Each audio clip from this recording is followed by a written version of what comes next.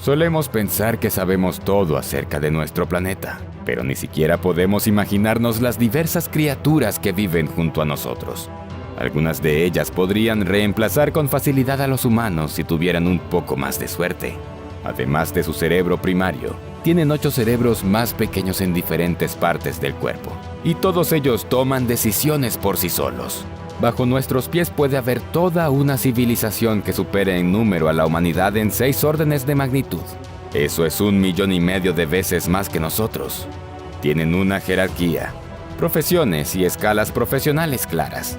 Pero a la vez, una simple infección podría convertirlos literalmente en zombies. ¿Es esto algo sacado de la ciencia ficción posapocalíptica?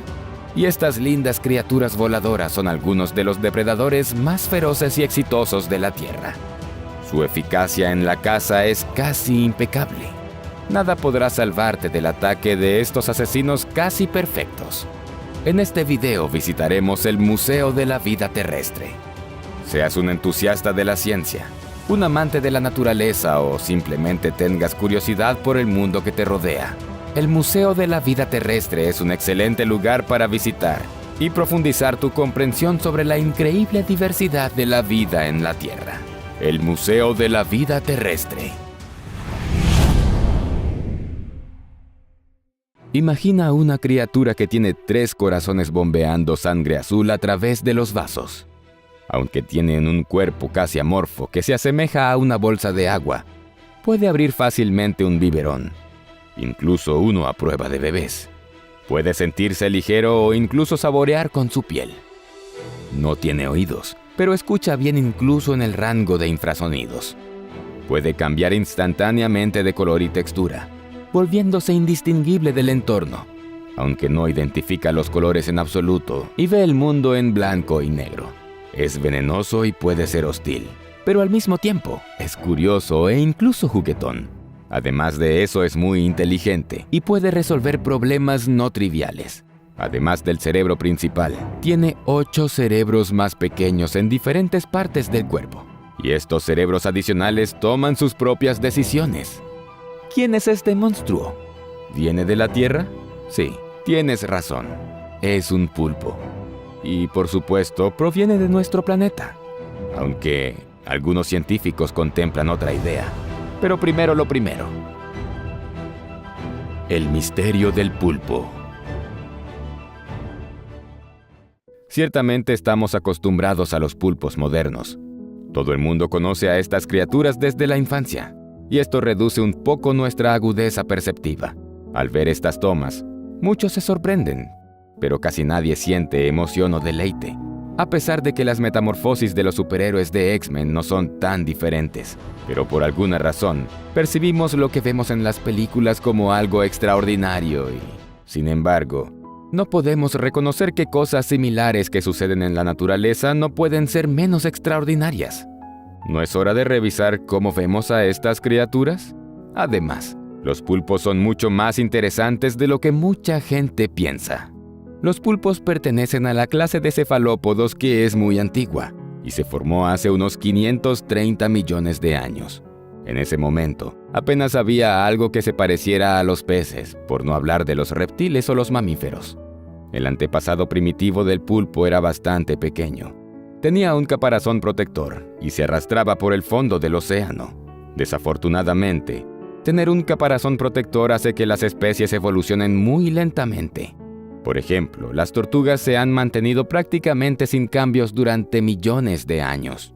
Pero hace unos 140 millones de años algo salió mal, y estas criaturas evolucionaron para no tener caparazón. Con un cuerpo blando e indefenso y sin camuflaje, los torpes ancestros de los pulpos tenían muy pocas posibilidades de sobrevivir. Este fue el momento de la verdad. Los cefalópodos se convierten en presa fácil para los depredadores y mueren por completo o comienzan a desarrollarse más rápido y de manera más creativa. Como puedes ver, los cefalópodos decidieron luchar por la vida y reconstruyeron radicalmente su anatomía. Y lo que hicieron resultó ser increíblemente eficiente y completamente original. En primer lugar, los pulpos convirtieron su cuerpo blando y casi amorfo en una fortaleza, no en una debilidad. Dado que el pulpo casi no tiene partes firmes, a excepción del pico. puede meterse en cualquier agujero. Si es al menos 1 milímetro más ancho que su globo ocular o pico, esto permite que el pulpo se esconda en grietas muy estrechas, lo cual es una poderosa ventaja evolutiva para escapar de grandes depredadores como tiburones o delfines. En segundo lugar, los pulpos han desarrollado una forma aún más inteligente de pasar desapercibidos. De hecho, son uno de los mejores animales del planeta que se disfrazan. Observe qué tan rápido e inesperadamente cambia de color. Y no solo el color, sino también la textura, es decir, los estampados. Y no solo la textura, sino también la configuración de la superficie de su cuerpo. Los cambios ocurren instantáneamente o en etapas a medida que el pulpo se fusiona con su ambiente. El animal se vuelve instantáneamente indistinguible de un grupo de algas, coral, arena, piedra o cualquier otra cosa. Hemos visto esto solo en películas de ciencia ficción. Pero al mismo tiempo, aquí está. ¿Qué está haciendo este pequeño? ¿Sigue alguna ley de la naturaleza? ¿Y cómo es esto posible? Sí, es muy difícil de entender. El camuflaje de los cefalópodos se basa en un sistema de tejidos extremadamente complejo. Los cromatóforos se encuentran dispersos por toda la piel del pulpo. Estos son pequeños sacos llenos de pigmento. Cubren densamente la piel como pecas. Los cromatóforos pueden tener pigmento negro, rojo o amarillo. Los sacos están rodeados por músculos radiales que pueden estirar el recipiente, revelando así el color del pigmento. Dependiendo de qué conjuntos de cromatóforos abra o cierre el pulpo, puede crear rayas, manchas y diseñar patrones complejos, volviéndose instantáneamente indistinguible de los objetos cercanos o del fondo. Podría pensar, negro, rojo y amarillo, pero ¿qué pasa con otros colores? Para esto, el pulpo usa un mecanismo completamente diferente que es aún más genial. Hay toda una capa de células delgadas muy inusuales que crecen en una especie de pilas en la piel transparente del pulpo. Estos son los iridóforos, que se encuentran directamente debajo de la capa de cromatóforos. Y a diferencia de los cromatóforos, no contienen pigmento, sino proteínas especiales llamadas reflectinas. Su propiedad única es poder reflejar solo ciertas longitudes de onda de luz. Es gracias a los iridóforos que el pulpo puede convertirse en tonos irreales de azul y verde metálicos. Pero eso no es todo. Debajo de la capa de iridóforos hay otra capa con otros reflectores naturales llamados leucóforos. Reflejan todo el espectro, creando así un color blanco. Al combinar la reflexión de los iridóforos y los leucóforos con el patrón correcto de los cromatóforos, un pulpo puede recrear de manera bastante convincente su entorno. Pero incluso eso no es todo. El arsenal de camuflaje del pulpo tiene un combo real que prácticamente le permite desaparecer por completo de la vista. Su piel tiene otra estructura, una red de papilas que pueden cambiar la textura de la piel creando crestas y protuberancias ascendentes y descendentes. Entonces el pulpo imita no solo el color y el patrón del entorno, sino también la configuración de la superficie. ¿Puedes ver un pulpo aquí? Yo tampoco veo, nadie lo hace, y sin embargo está frente a nosotros. Con todas estas herramientas, el pulpo de cuerpo blando y sin caparazón ha estado engañando a los depredadores oceánicos durante millones de años. Pero los pulpos dependen de algo más que su camuflaje para sobrevivir. La forma en que manejan su cuerpo es una herramienta de supervivencia aún más efectiva. Cuando los pulpos viajan por el lecho marino, tienen que registrar constantemente el fondo para cambiar su camuflaje en consecuencia. Son rápidos como el rayo para tomar decisiones. Las observaciones han demostrado que un pulpo puede cambiar su camuflaje 177 veces por hora. Y la velocidad de reacción de camuflaje del pulpo es de hasta 200 milisegundos, que es más rápida que la de cualquier otro animal. Para poner esto en perspectiva, un camaleón tarda unos 20 segundos en cambiar completamente de color. Teniendo en cuenta la rapidez con la que el pulpo reacciona a su entorno y la precisión de la reproducción de colores, patrones y formas, uno naturalmente se pregunta si este pequeño tiene una vista increíble. ¿Cómo se las arregla para ver tan bien y distinguir los colores con tanta precisión con un par de ojos normales? Y aquí viene una sorpresa aún mayor. El pulpo generalmente no puede distinguir los colores con los ojos. Es completamente daltónico. ¡Oh, Dios mío! ¿Qué? ¿Cómo es esto posible? ¿Cómo puede reproducir los colores que ni siquiera puede ver con precisión? Recientemente, los científicos comenzaron a investigar esta cuestión. Los estudios detallados realizados en 2015 mostraron algunos resultados convincentes. Los investigadores descubrieron que la piel del pulpo es sensible a la luz debido a los genes fotorreceptores de la piel. Incluso cuando la piel está separada del cuerpo, puede reaccionar a la luz y cambiar la forma de los cromatóforos. Los científicos se han dado cuenta de que un pulpo puede ver no solo con los ojos, sino también con la piel. Uno solo puede preguntarse cómo el cerebro y la conciencia del pulpo procesan el sentido de la vista. Espera, ¿acabo de decir conciencia de pulpo? ¿Lo dije en voz alta? Bueno, tendré que explicar lo que quiero decir. Además, esto es quizás lo más sorprendente de los pulpos, incluso más genial que su talento para camuflarse. Pero primero, comencemos con su sistema nervioso. Damos por sentado nuestro sistema nervioso centralizado y jerárquico.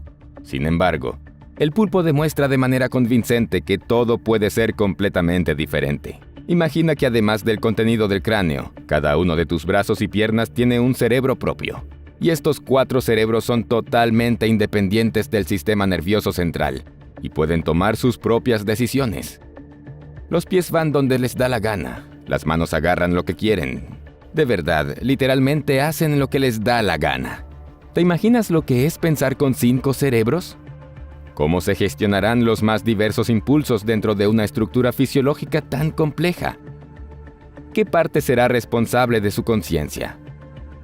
Tal vez, ¿hay 5 personalidades viviendo en tal organismo a la vez? Es una buena película de Hollywood. Pero la realidad es mucho más emocionante que cualquier película. De alguna manera podemos acostumbrarnos al hecho de que un pulpo tiene 3 corazones. Hay un corazón principal que bombea sangre por todo el cuerpo. Los otros 2 están especializados en bombear sangre solo a través de las branquias. Pero, ¿qué te parece el hecho de que cada uno de sus tentáculos también tenga un mini cerebro separado? Y esto no es una exageración.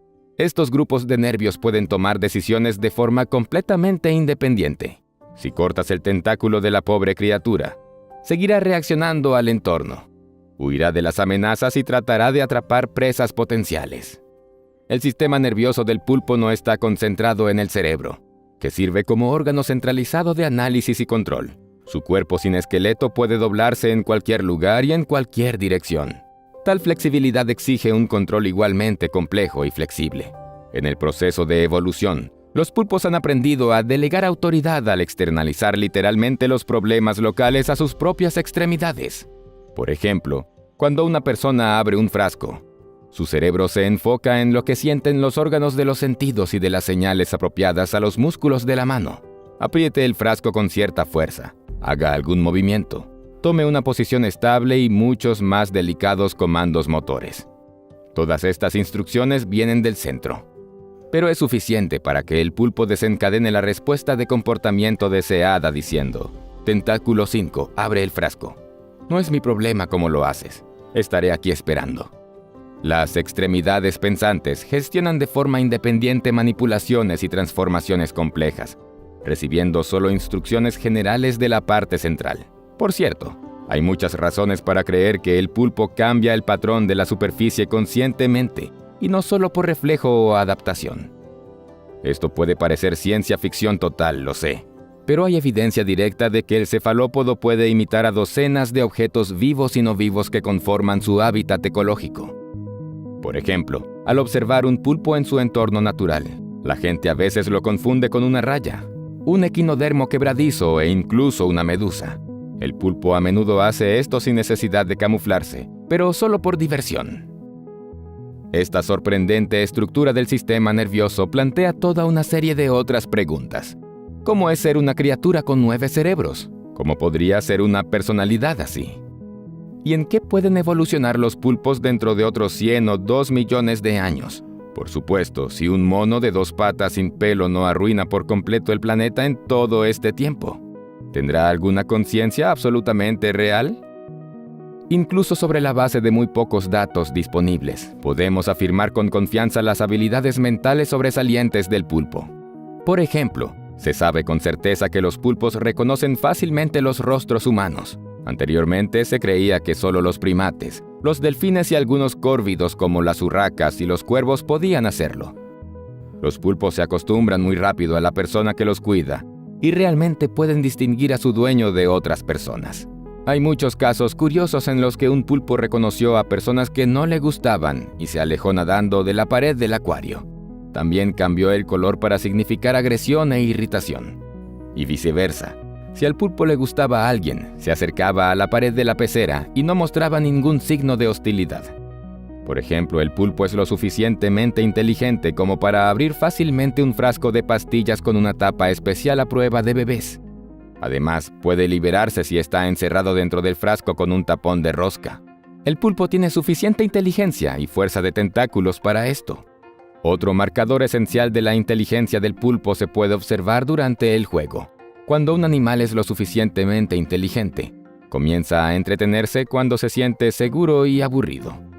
Cuando el hambre no lo hace buscar comida y los depredadores no lo persiguen, lo que queda por hacer es dormir o matar el tiempo haciendo algo sin sentido que no tiene ninguna ventaja evolutiva. Suena demasiado familiar, ¿no crees? Pero lo que sea. Una vez los experimentadores colocaron un pulpo en un acuario vacío, donde solo había un lugar apartado para esconderse. No había más atracciones. Después de un tiempo, arrojaron un frasco de plástico al tanque. Flotó a la superficie del agua en la corriente creada por el compresor.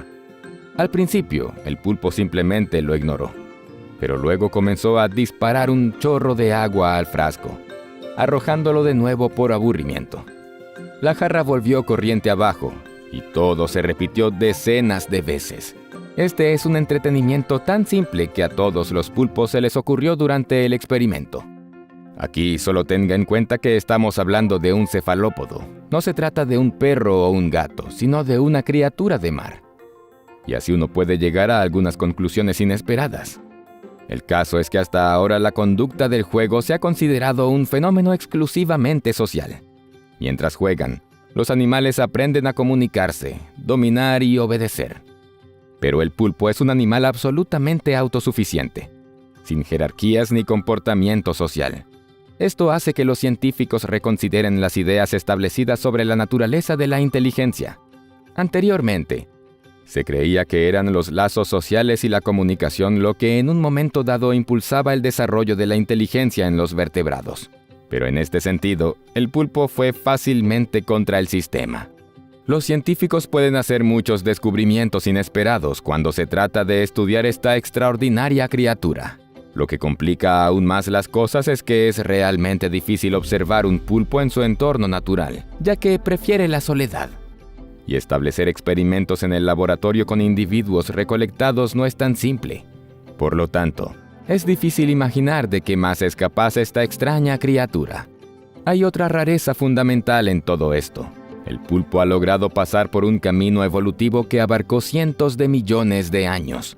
Sobrevivió a terribles desastres que acabaron con dinosaurios, ictiosaurios y muchos otros animales. Esto plantea la cuestión del origen mismo de los pulpos. Nos encanta presumir de lo diferentes que somos de otros primates, pero si nos fijamos en el pulpo, en cómo se diferencia de sus parientes, los logros humanos no parecen ser tan impresionantes después de todo. Nuestras ramas evolutivas con los cefalópodos divergieron hace tanto tiempo que nos volvimos completamente diferentes en términos de anatomía y fisiología. El platelminto, que fue nuestro último ancestro común, vagó por el mundo marino hace unos 750 millones de años. Después de eso, la evolución nos llevó en diferentes direcciones. Esto sucedió 350 millones de años antes de que aparecieran los primeros tetrápodos que dieron origen a todos los anfibios, reptiles, aves y mamíferos 500 millones de años antes de que aparecieran los dinosaurios. Pero, ¿y si realmente no fuera así? ¿Y si el pulpo realmente viniera de otro planeta? Un equipo internacional de científicos, dirigido por el inmunólogo australiano Edward Steele, del Centro de Astrobiología de Sri Lanka sugirió que los retrovirus extraterrestres facilitaron la evolución de la Tierra, y algunos cefalópodos incluso llegaron a nuestro planeta en una forma prefabricada, transportados por cometas. La hipótesis es controvertida, pero el artículo fue publicado en la revista revisada por pares Progress in Biophysics and Molecular Biology. No hay nada anticientífico en la idea misma de que la vida terrestre provenga del espacio cercano o profundo. La hipótesis de la panspermia no solo se reconoce, sino que de hecho está bien fundamentada. Los compuestos orgánicos se encuentran en cualquier lugar, en los cometas, en las nubes interestelares, incluso en la mortal atmósfera de Venus. Pero el equipo de Edward Steele fue mucho más allá de la hipótesis de la panspermia. En su nuevo artículo, los científicos admiten que los pulpos no podrían haber aparecido como resultado de la evolución terrestre. Los investigadores consideran que la diversidad genética y de comportamiento de los cefalópodos modernos, como los calamares, las sepias y los pulpos, es extremadamente inusual. Al mismo tiempo, las características anatómicas complejas, como un sistema nervioso con un cerebro grande, ojos de cámara muy inusuales y un camuflaje ultra rápido, aparecieron en un período de tiempo relativamente corto. El genoma del pulpo tiene 33.000 genes que codifican proteínas, más que en los humanos. Algunas características genéticas contrastan marcadamente con las de otros cefalópodos. El grupo de Steele cree que tales características genéticas no podrían haber surgido a través de mutaciones aleatorias. Es decir, estos genes son de origen cósmico. Los investigadores creen que es plausible que los huevos de pulpo congelados vinieran a la Tierra en cometas. Por supuesto, la teoría ha sido criticada y ridiculizada sin piedad. Según Science Alert, aunque este trabajo es interesante, es altamente especulativo. El editor Dennis Noble sugiere que el artículo se publicó solo para reavivar el debate sobre el origen de la vida y la evolución, ya que encontramos cada vez más evidencia de materia orgánica en otros cuerpos celestes. Dondequiera que se originaron los pulpos, en muchos sentidos representan un curso alternativo de evolución, y tuvieron muchas oportunidades incluso para construir su propio tipo de civilización. Los océanos ciertamente brindan muchas de esas oportunidades. Los volcanes submarinos, las mareas, el sol, las olas y el viento pueden servir como fuentes de energía. Los depósitos de petróleo, gas, níquel, manganeso y cobalto están ocultos en el fondo del océano. Aún más, los metales se pueden extraer del agua de mar. Por ejemplo, se necesita filtrar solo 50.000 metros cúbicos de agua para obtener 1 kilogramo de hierro. Gracias a la diversidad de la vida marina, se puede desarrollar fácilmente soluciones biotecnológicas, incluida la iluminación bioluminiscente basada en organismos de aguas profundas y construcciones en base a coral. La electrólisis de agua permite obtener oxígeno e hidrógeno. Y estos son componentes de combustible que permitirían iniciar la propulsión a chorro primero en el agua y luego en la atmósfera y el espacio cercano. Entonces, ¿por qué los pulpos eligieron seguir siendo animales, aunque muy inteligentes, si tenían un inmenso potencial para desarrollar inteligencia e incluso construir algún tipo de civilización durante millones de años? ¿Por qué somos nosotros el pináculo de la creación y no ellos? La razón no radica en la falta de inteligencia. Irónicamente, sus fortalezas se han convertido en sus debilidades. Por ejemplo, algunas de sus características anatómicas. La sangre de los cefalópodos usa hemocianina, que no contiene hierro como nuestra hemoglobina, sino cobre. Por eso es azul. Tal sangre es menos eficiente en el suministro de oxígeno, por lo que los pulpos tienen desventaja para muchas tareas complejas. Su autosuficiencia social y su estilo de vida solitario jugaron una broma cruel a los pulpos. Al no vivir en manadas, no transmiten la experiencia de una generación a la siguiente. La esperanza de vida del pulpo rara vez supera los 5 años, con un promedio de 1 a 3 años. Cada generación tiene que empezar a aprender sobre el mundo desde cero. Si no fuera por estos factores, los cefalópodos y sus parientes podrían haber sido impresionantes. Y un día los reyes de la tierra de 2 patas, es decir, nosotros, nos enfrentaríamos a la civilización de los reyes del mar de 8 patas. Alternativamente, los dos podrían construir la mayor alianza entre civilizaciones de la historia. Sin embargo, nunca es demasiado tarde. Lo más probable es que estemos buscando a nuestros iguales intelectuales en el lugar equivocado. Nuestro planeta no ofrece muchas oportunidades para desarrollar una civilización marina en comparación con los planetas oceánicos, aunque el agua cubre más del 70% de la superficie de nuestro planeta. Solo representa alrededor del 0,05 de su masa.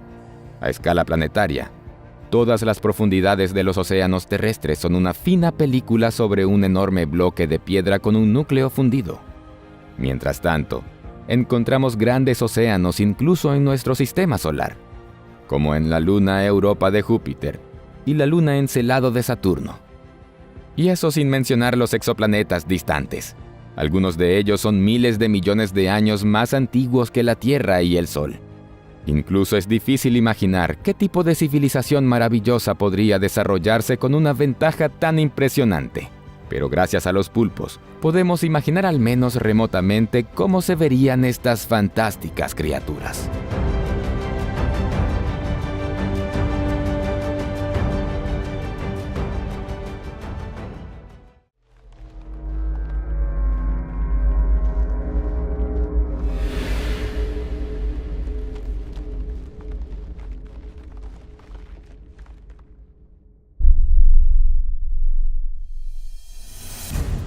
Imagina una civilización que sobrepasa en número a la humanidad por 6 órdenes de magnitud.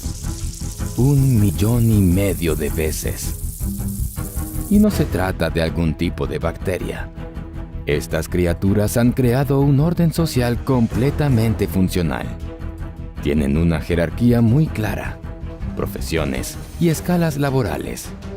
Van mucho más allá de la caza y la cosecha, y han progresado con éxito hacia la agricultura y ganadería. Enseñan a los jóvenes, cuidan a los ancianos y discapacitados, y entierran a los muertos. Se pueden reproducir hasta por clonación. Han vivido más tiempo que cualquier otra especie que prevaleció en el planeta durante los últimos 100 millones de años. Pero al mismo tiempo, una simple infección las puede convertir en verdaderos zombies. ¿Suena como una especie de ciencia ficción postapocalíptica para ti? Sin embargo, no lo es. Se trata de las hormigas. En este video descubrirás cuántas hormigas hay en la Tierra, cuánto pesan, cuándo emergieron, cómo viven, cómo practican la agricultura, por qué su sociedad se asemeja a la civilización humana, y muchas cosas más que te sorprenderán e impactarán.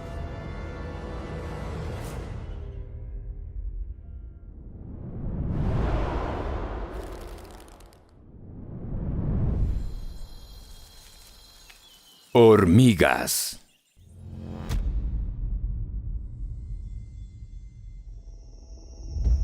Todos hemos visto a las hormigas y quizás tengamos una vaga idea de cuántas hay en el planeta.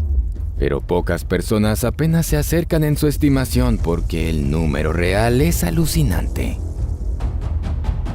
En la actualidad existen 14.218 especies de hormigas, sin considerar las 1.758 subespecies.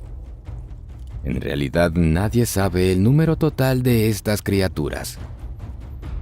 Se estima, con mayor frecuencia, que la población de las hormigas ronda los 10 cuatrillones, lo que significa 10.000 trillones de individuos. Sí, lo sé. Es difícil comprender estos números. En total, esta gigante biomasa pesa aproximadamente decenas de miles de millones de kilogramos. Lo interesante es que hace 2000 años esta cifra excedió el peso total de la humanidad. Las hormigas habitan en todos los rincones del planeta y en todos los continentes, excepto en la Antártida. Emergieron hace 110 a 130 millones de años. Probablemente en el supercontinente Laurasia. Históricamente provienen de las antiguas avispas, pero los científicos aún no han identificado ninguna especie de avispa como sus antecesoras. Y a pesar de que las hormigas son muy parecidas a las termitas, no se les debe confundir. Las termitas no están ni siquiera relacionadas con las hormigas, pero sí a las cucarachas, basadas en su árbol genealógico. Las hormigas pueden variar de tamaño por medio de un orden de magnitud. La más pequeña puede medir 2 milímetros de largo, y las especies más grandes pueden medir varios centímetros más. Los restos fósiles de la hormiga más grande de la historia pertenecen al género Formicium. Las hembras medían 7 centímetros de largo, con una envergadura mayor a 15 centímetros. Sí, las hormigas tienen alas, y no estamos hablando de especies diferentes. En general, todas las hormigas pertenecen al orden Hymenoptera, en donde Ptera significa ala en latín. Pero por lo general, solo las hembras y los machos tienen alas. Las obreras no las tienen. Aguarda un momento, ¿qué? ¿Quiere decir que las hormigas obreras no son ni hembras ni machos? Es así, ya que deliberadamente distinguimos entre hormigas obreras, machos y hembras. De hecho, las hormigas obreras son técnicamente hembras, pero tienen un sistema reproductivo subdesarrollado, lo que las convierte en asexual. Entonces, ¿cómo se reproducen?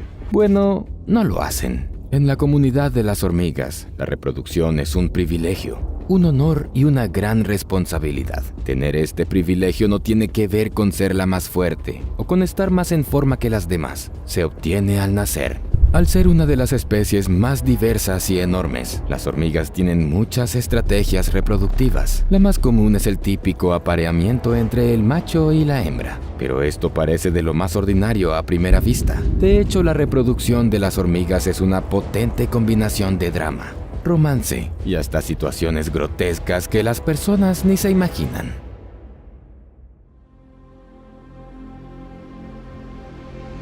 Todo comienza con un vuelo nupcial. Es un momento especial para los insectos cuando aparecen nuevas colonias en todas las latitudes del planeta donde viene la primavera. Las hembras y machos alados abandonan el nido para aparearse y formar nuevas familias. Es la única vez en la vida de las hormigas que usan las alas con el fin de cumplir sus propósitos. Las alas de las hormigas son torpes y funcionan mal. Las hembras suelen trepar los tallos de plantas altas y las usan como trampolín para comenzar su vuelo. Los machos son más ágiles y por lo general levantan vuelo directamente desde el suelo. El apareamiento sucede en el aire, en pleno vuelo. Sí, a veces la naturaleza es así de romántica. Pero es ahí en donde acaba el romance. Después del apareamiento, el macho ya no tiene propósitos de vida y muere pronto. ¿Qué hace la hembra? Ella vuela lejos de su primer hogar y después de aterrizar, se arranca sus propias alas. ¿Por qué? Porque no las necesitará más. La hembra es fertilizada solo una vez en la vida. No habrá un segundo vuelo, nunca más. La futura reina comienza a buscar un lugar para formar una nueva colonia. El material genético que dejó el macho es suficiente para que la hembra fertilice los huevos durante toda su vida. Y las reinas viven por mucho tiempo, entre 12 y 20 años, dependiendo de la especie. Las hormigas obreras viven menos de 5 años. Sin embargo, se puede apreciar que los patrones de reproducción son típicos en la mayoría de las especies de hormigas, pero no en todas. En algunas de ellas, las obreras también pueden aparearse y tener crías. Y algunas especies llegan al extremo y se reproducen por clonación.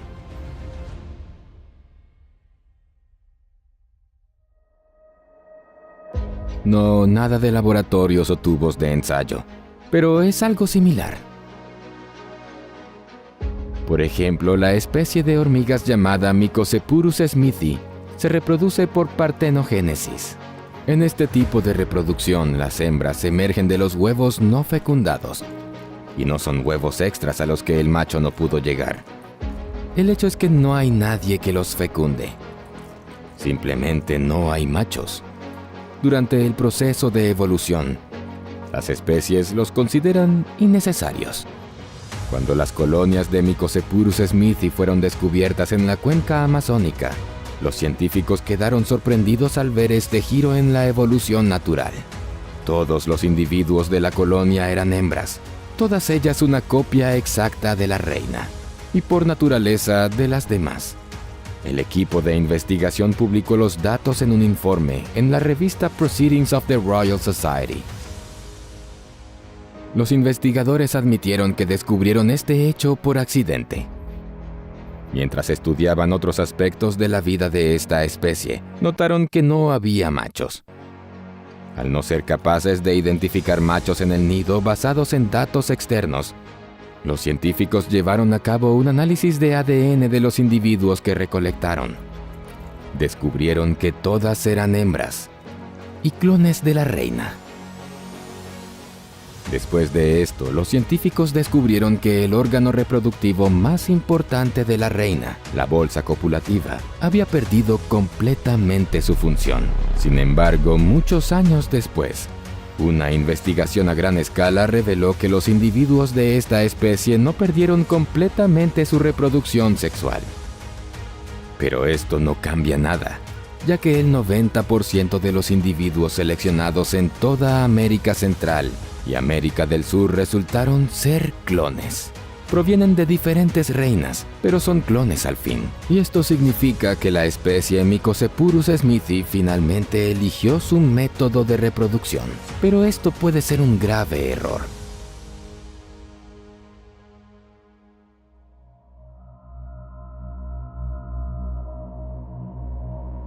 Debido a que este método de reproducción no puede ofrecer suficiente diversidad, la especie tiende a volverse extremadamente vulnerable ante amenazas externas y puede extinguirse rápidamente. No obstante, la desaparición de una especie no afecta la estabilidad del reino de las hormigas en su totalidad. Estos individuos sobrevivieron a los dinosaurios, por lo que es muy improbable que se extingan. Y visto y considerando cómo trabaja su sociedad, es momento de pensar que estos individuos podrían llegar a erguir algún tipo de civilización alternativa muy bien construida. En términos de estructura social, las hormigas son las más cercanas a los humanos en la Tierra. Cada nuevo descubrimiento en la mirmecología, la ciencia de las hormigas, demuestra esto una y otra vez. El hormiguero tiene una estricta jerarquía y distribución de roles. Al nido lo dirige la reina, fundadora de la colonia y quien puso los huevos. La reina está rodeada de un séquito de 10 a 12 hormigas obreras quienes la alimentan y la cuidan de todas las formas posibles. Como regla, la mayoría de las hormigas jóvenes hacen esto. Es, literalmente, una especie de práctica social que todos los habitantes del nido deben atravesar durante un mes. La tarea de dichos aprendices es cuidar a la reina, los huevos o las larvas. Los individuos adultos van al área de patrulla, al otro lado del hormiguero, y se encargan de buscar alimento.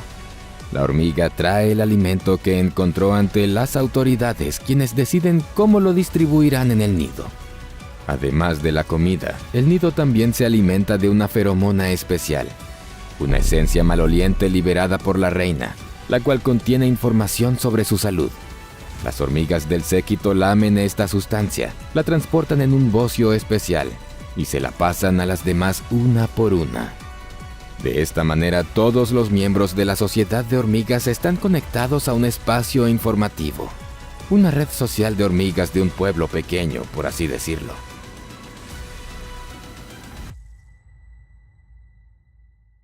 Lo interesante en la vida de las hormigas es cómo crían a sus hijos. Las hormigas pueden aprender de forma interactiva, es decir, aprender basándose en la experiencia de alguien más en lugar de aprender de sus propios errores. Esto es algo extraordinario en los insectos. El cazador-recolector con más experiencia y fuerte es el primero que ataca a la presa. Les muestra a los más jóvenes sus habilidades y cómo se debe atacar, picar y matar. Así enseña las habilidades de caza a la generación más joven. Pero además de aprender bien, necesitan tener buena memoria, y las hormigas no pueden quejarse. Las recolectoras activas que buscan comida por sus propios medios pueden conocer a la perfección su área de caza y cómo regresar al nido. Si el sendero está bloqueado por un complejo laberinto, las recolectoras al final encontrarán un camino después de deambular por algunos huecos y grietas. Luego pueden recordar el camino del laberinto por al menos 4 días, incluso si no pueden moverse de ahí debido al mal clima durante ese tiempo. Las hormigas tienen una buena noción del tiempo y en efecto lo usan. Si una fuente de alimento se ubica en un determinado momento en el sendero de las hormigas, las recolectoras recordarán rápidamente la hora en que apareció el alimento y lo cosechará en ese mismo lugar, justo a tiempo. Si la fuente de alimento se detiene por alguna razón, las hormigas igual regresarán a ese lugar a la misma hora, durante 5 días más. Las hormigas del género Pheidole están bien organizadas. Ante la primera señal de alerta, solo preparan los bienes familiares para mudarse. Traen consigo las larvas y las pupas hacia la salida, y solo una pequeña parte de ellas sobresale a la superficie. A la espera de una falsa alarma, las hormigas no huyen hasta que realmente se confirma el peligro. Al tener una interacción tan compleja, ¿cómo se organizan miles de hormigas para comunicarse eficazmente? ¿Cómo saben a dónde ir, qué hacer y cómo recuerdan todos estos datos? De hecho, no deben recordarlo todo, y sus métodos de comunicación pueden llegar a ser mucho más valiosos de lo que parecen. Las hormigas no tienen orejas al igual que los humanos. Ellas oyen mediante medición de vibraciones. Los sensores especiales que tienen en las rodillas y piernas las ayudan a captar las vibraciones a su alrededor. Algunas hormigas emiten sonidos mediante la estridulación, un chirrido característico producido por medio del estómago y los segmentos de la mandíbula. Pueden usar estos sonidos para comunicarse con los individuos de la colonia o incluso con otras especies, pero quizás el principal medio de comunicación sea el olor. Las hormigas dejan rastros de feromonas en la superficie del suelo que son fácilmente recogidas por los demás individuos. En especies que se alimentan en grupos, la hormiga recolectora marca el sendero en su camino de vuelta a la colonia después de encontrar algo sabroso. Las demás hormigas siguen este rastro y lo refuerzan con sus feromonas cuando regresan a la colonia con alimento. Cuando la fuente de alimento se acaba, las hormigas que regresan ya no dejan rastros y el olor se disipa lentamente. Este comportamiento ayuda a que las hormigas superen los cambios ambientales. Por ejemplo, cuando un sendero establecido hacia una fuente de comida es bloqueado por un obstáculo, las recolectoras abandonan el sendero para explorar nuevas rutas. Si tienen éxito, las hormigas crean un nuevo sendero que indica el camino más corto de regreso al nido. Estos senderos son concurridos por más hormigas que refuerzan la mejor ruta. Así es como las hormigas crean sus famosos senderos. Las hormigas usan las feromonas para otras cosas además de la creación de sus senderos. Cuando una hormiga es aplastada, esta emite una feromona de alerta que conduce a las hormigas más cercanas a un frenesí de ataque y atrae a las que están alejadas. Algunas especies de hormigas usan feromonas desorientadoras para confundir al enemigo y provocar el ataque entre ellos mismos. Las feromonas son producidas por muchas estructuras del cuerpo de las hormigas. La glándula de Dufour, las glándulas venenosas, como también las glándulas del intestino posterior, el coxis, el recto, el esternón y las patas traseras son utilizados para comunicarse por medio de la feromona. Las hormigas también intercambian las feromonas con otras, las mezclan con alimentos y de ese modo transmiten información dentro de la colonia. Esto permite que otras hormigas determinen a qué grupo de tareas pertenecen los miembros de otras familias. También algunos tipos de hormigas tienen más de una reina en la colonia, pero un linaje entero de reinas. Y cuando la reina dominante deja de producir feromonas, es momento de un cambio en el poder.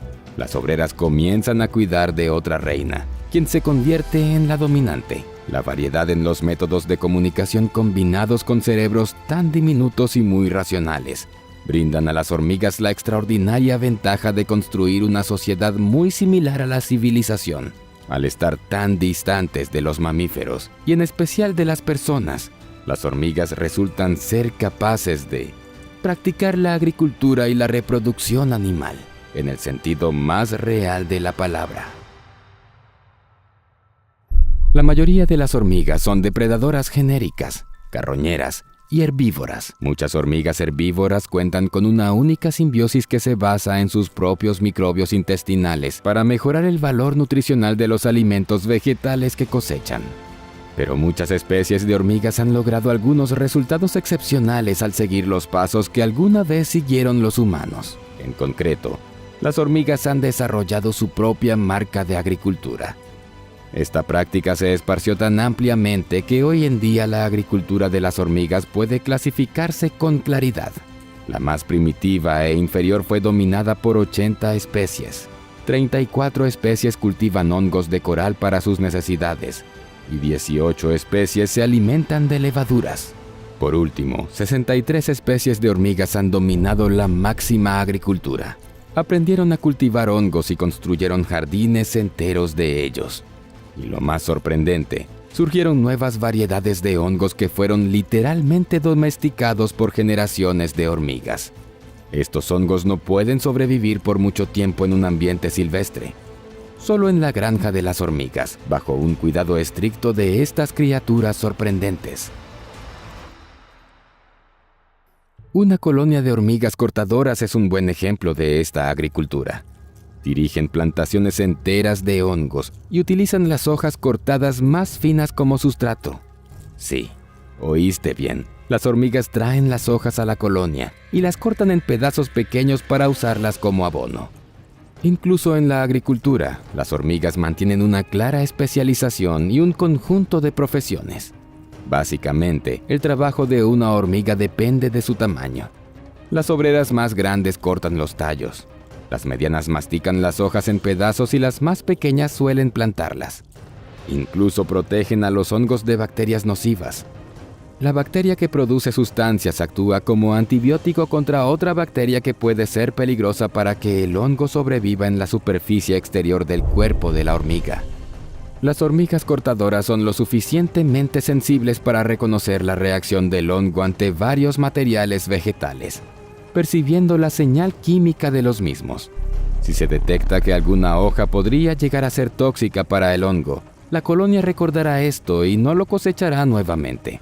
Un nivel tan alto de autoorganización en las comunidades de las hormigas puede sorprender a cualquiera. Y como si esto fuera poco, las hormigas están un paso más adelante. ¿Y qué piensas sobre el hecho de que las hormigas se han organizado para dominar la ganadería? Además de ser depredadoras activas y formidables, en especial teniendo en cuenta su tamaño, las hormigas aprendieron a criar ganado. Pero en lugar de ganado bovino, crían pulgones que secretan un néctar especial llamado ligamasa, que es un alimento muy valioso y alto en energía. Las hormigas llevan a los pulgones a pastar en las plantas más cercanas y los cuidan, protegiéndolos de los predadores. No solo aprendieron a recolectar el néctar secretado de los pulgones, sino que también a ordeñar a esos diminutos insectos. Para ordeñar a un pulgón, la hormiga presiona sobre su abdomen con las antenas, y el obediente pulgón libera el exceso del néctar ante el primer pedido de la hormiga. Lo interesante es que esto ni siquiera se asemeja al parasitismo, ya que sin el cuidado de la hormiga, los pulgones mueren mucho más rápido que otros predadores. Cuando migran a otro lugar, muchas colonias llevan a los pulgones con ellas. El paralelismo con nuestra ganadería es muy obvio aquí. Al ver todos estos logros, podríamos pensar que las hormigas representan un estilo de vida casi perfecto. Tienen un conocimiento invencible, increíblemente preciso y colectivamente racional. Sin embargo, su estilo de vida solo aparenta ser perfecto a primera vista, ya que tiene varios inconvenientes importantes. Y cuando suceden de forma colectiva, pueden provocar una completa tragedia. Mira esto. ¿Qué es esto? ¿Las hormigas celebran algo? ¿Una boda? ¿O quizás una danza ritual? No, esto es conocido como el Círculo de la Muerte. La mayoría de estas hormigas morirán pronto. Ellas continuarán girando en este círculo de la muerte hasta que terminen completamente agotadas. ¿Pero para qué? ¿Y por qué? En realidad, este fenómeno ocurre debido a un error del sistema. ¿Recuerdas que habíamos mencionado que tan bien funciona el rastro de feromona para las hormigas? Pero aunque se haya desarrollado durante millones de años de evolución, el sistema puede jugar una broma muy cruel a las hormigas. Si un grupo de hormigas realizan muchas vueltas en la misma dirección a lo largo del sendero, se encontrarán con su propio olor, el cual dejaron hace un minuto atrás. Después de caminar por el sendero, el insecto da la misma vuelta, volviendo al mismo lugar, y el ciclo se repite una y otra vez. Lo más irritante es que al seguir sus propios pasos tantas veces, las hormigas siguen secretando feromonas. Al hacer esto refuerzan este círculo vicioso y su propia confianza de que están en la dirección correcta. A estas alegres y desprevenidas hormigas se le unen sus amigas que tampoco tienen idea qué provocó esta masiva procesión.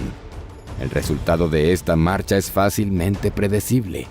Miles de individuos mueren en esta danza mortal debido al agotamiento. Solo una intervención externa las puede salvar.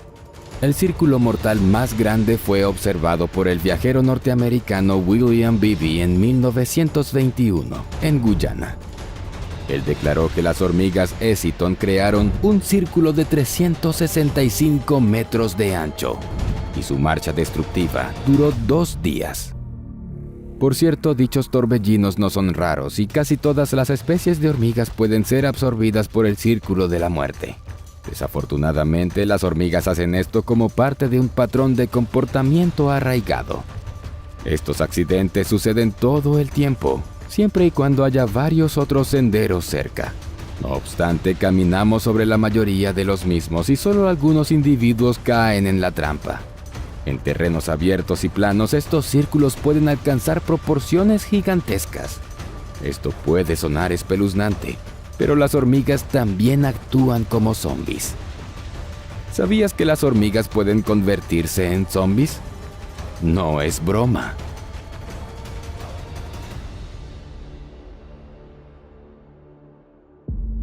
Un típico escenario apocalíptico zombie que vemos en las películas trata sobre una infección que convierte a las personas en espeluznantes criaturas descerebradas. La naturaleza también tiene un escenario similar e inquietante. Se trata del hongo asimétrico Cordyceps, el cual aparenta ser un hongo inofensivo. Pero si las hormigas sueñan, esta sería su peor pesadilla. Ser infectadas con las esporas de este hongo es lo más terrible que les podría suceder. Una vez en el cuerpo de la hormiga, las esporas del hongo Cordyceps comienzan a germinar por dentro, controlando el comportamiento del insecto cada vez más, en el sentido más real de la palabra. Para convertir una hormiga en zombie dócil, el hongo afecta de forma simultánea varias funciones importantes del sistema nervioso. Interrumpe la rutina diaria de la hormiga ya que interfiere en los genes responsables de los ritmos circadianos. Lo que es aún peor, el parásito afecta el sentido del olfato de la víctima, su principal canal de comunicación. Como resultado, el individuo infectado pierde contacto con sus amigas, se aleja de la colonia y ya no regresa. En este punto, el hongo controla su comportamiento mientras busca condiciones óptimas para madurar por completo. Al final, el hongo provoca que la hormiga encuentre un lugar frío y húmedo y comience a morder el extremo de la hoja que está en la rama. Una vez que la hormiga muerde la hoja, no la puede soltar, ya que el hongo bloquea su función muscular. El hongo continúa creciendo dentro del cuerpo de la hormiga hasta que perfora su cabeza y libera nuevas esporas. Todo este proceso lleva aproximadamente 10 dolorosos días, y la mayoría de las veces el insecto está vivo. Una verdadera pesadilla, ¿no? Los científicos ya conocían este fenómeno, pero hasta ahora no podían entender con exactitud cómo el hongo parásito puede controlar la mente de la hormiga. Solían llamarlo parásito cerebral. Pero un estudio que se publicó en el año 2021 en la revista Proceedings of the National Academy of Sciences se opuso a esta teoría. Se descubrió que el cerebro del insecto permanece intacto y que la hormiga es controlada porque el micelio ingresa a las fibras musculares de todo el cuerpo. De hecho, una hormiga infectada se convierte en un exoesqueleto y un medio de transporte para el hongo, mientras que los tejidos celulares son parcialmente reemplazados por el hongo. Esto quiere decir que la hormiga y el hongo se convierten en un solo ser, como un clásico titiritero. El hongo jala de las cuerdas para que la hormiga lleve a cabo este terrible escenario, sin ninguna chance de deshacerse de esta influencia zombie. Sin embargo, a pesar de toda su debilidad, las hormigas tienen su lugar firme en la biosfera de la Tierra. La estructura de su sociedad y cuánto se asemejan a la civilización humana es aún más sorprendente. Podemos imaginar qué tipo de civilización podrían llegar a construir en el futuro. Estos animales no se parecen a ningún otro ser vivo de la Tierra. Parecen venidos de otro planeta. Desde el punto de vista biológico, son muy diferentes de todos los demás seres terrestres, lo que los ha puesto en el punto de mira hace mucho tiempo. Al mismo tiempo, tienen un aspecto muy gracioso, sobre todo cuando bailan en el agua. Las crías de estas criaturas no nacen de hembras, como es habitual, sino de machos, lo que las diferencia de todos los demás seres terrestres. Las especies más pequeñas de estas criaturas solo miden 2 centímetros, y las más grandes llegan a medir 30. Su cuerpo está cubierto de púas. Les sirven tanto de camuflaje como de protección contra los depredadores, ya que no saben defenderse. Al mismo tiempo, son depredadores muy exitosos, con una tasa de éxito en la caza del 90%, que supera con creces la de depredadores tan peligrosos como los leopardos, los tiburones blancos o las orcas. También pueden imitar a los camaleones. Cambiando el color de su cuerpo, se funden con la vegetación, evitando así la atención tanto de depredadores como de posibles presas. Necesitan comer continuamente durante toda su vida. De lo contrario, corren el riesgo de morir de hambre, ya que no tienen estómago. Absorben el alimento ingerido y eliminan los desechos enseguida. Sus ojos pueden mirar en distintas direcciones al mismo tiempo. Muy pocos seres vivos de la Tierra tienen realmente esta capacidad. En sentido estricto, son peces. Y es el pez más lento del mundo. El representante más pequeño de esta especie solo puede nadar entre 1,5 metros y 2 metros por hora. ¿Qué son estas criaturas? Nuestra historia de hoy trata de los caballitos de mar, habitantes misteriosos y únicos de los océanos del mundo. En este video aprenderá de dónde proceden estas increíbles criaturas, por qué los caballitos de mar machos se quedan embarazados y dan a luz a las crías, algunos datos sobre su estilo de vida, la estructura de su cuerpo, las ventajas de una posición erguida. Después de todo, nadan verticalmente como casi ninguna otra criatura oceánica. La razón de que no tengan estómago, cómo cazan estos lentos peces, porque es casi imposible mantenerlos en peceras, y muchos otros datos fascinantes e insólitos. Caballitos de mar. Los primeros caballitos de mar aparecieron en la Tierra hace al menos 13 millones de años. Según los paleontólogos, esta es exactamente la antigüedad de sus restos fósiles más antiguos. Este periodo estuvo marcado por la aparición de sistemas montañosos como los Himalayas y los Alpes, y aún faltaban 12 millones de años antes de que apareciera el género Homo antecesor, que dio origen a la raza humana. Durante muchos años, los paleoictiólogos se han preguntado por el origen y la evolución de los caballitos de mar. Y aunque antes su origen se consideraba un misterio, en los últimos años se han producido algunos avances sustanciales en este campo. Los fósiles muestran que ya hace 13 millones de años estos peces se parecían casi a los modernos, lo que significa que se habían originado y evolucionado mucho antes. Varios estudios genéticos sobre el ADN nuclear y mitocondrial demostraron la hipótesis existente de que los hipocampos se originaron por transformaciones evolutivas a partir de los caballos pipa, lo que ocurrió hace 25 millones de años. En efecto, si doblamos mentalmente el pez pipa en forma de caballo de ajedrez, nos deshacemos de su aleta caudal, retorcemos el tallo restante en espiral y añadimos más excrescencias, cuernos, en el hocico, obtendríamos un caballito de mar normal. Es probable que durante su evolución el caballito de mar se separara del clásico pez pipa, que ya tenía la cola retorcida y el cuerpo ligeramente curvado, lo que más tarde dio lugar a los típicos caballitos de mar. Utilizando los métodos más modernos, la investigación paleontológica demuestra plenamente esta teoría. Por lo tanto, el hipotético origen extraterrestre de los caballitos de mar no es más que una bella idea mística completamente desmentida por la ciencia. Pero, ¿de dónde proviene esta extraña reproducción? Al fin y al cabo, los peces pipa, que son los antepasados de los caballitos de mar, se reproducen de la forma más común, mientras que en los caballitos de mar es el macho el que tiene la descendencia. También esta es una historia muy interesante. Enseguida hablaremos de ello. Los caballitos de mar viven en zonas costeras poco profundas de mares y océanos tropicales y subtropicales, y el agua fría es perjudicial para ellos. Hay unas 50 especies de estas criaturas, y cada una puede presumir de un aspecto y un color únicos.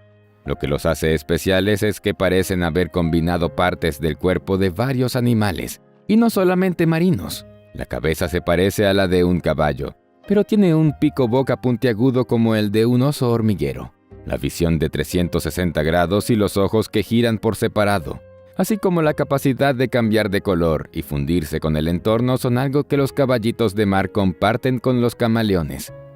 Una bolsa abdominal para tener crías se parece a la de un canguro, y una cola retorcida que los hipocampos utilizan para agarrarse a la vegetación recuerda a algunas especies de primates. Un milagro de la naturaleza, ni más ni menos. Para los estándares de los peces, los caballitos de mar nadan muy mal y lentamente. Por ello llevan un estilo de vida predominantemente sedentario, adhiriendo su cola a las plantas marinas, fundiéndose con ellas y esperando así a sus presas, resultando difíciles de detectar para los depredadores más grandes. Por eso viven en zonas de hierba poco profundas de los océanos del mundo, donde nadar verticalmente es una ventaja que le permite mimetizarse magistralmente con el entorno. Las briznas verticales de hierba y los corales ocultan fácilmente a los peces verticales, siempre que se mimeticen completamente con el color y la textura del entorno.